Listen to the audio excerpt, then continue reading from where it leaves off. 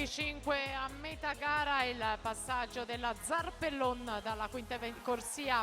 Siamo alla prima serie, Alessandra Agnoato, Team Veneto in corsia numero 1, corsia 2 Noemi Zucchetta, Milano Nuoto, in 3 Francesca Denardi, Nottoli Nuoto, in 4 Emma Aver, Leo Sport, in corsia 5 Viola Magoga, Idros, in 6 Giulia Berton, Team Veneto, in 7 Martina Fantuz, Imola Nuoto, in Fantuz, Imola Nuoto, in 8 Alessia Barison, Padova Nuoto. 1:08:36, intanto la Zarpellon, Team Veneto.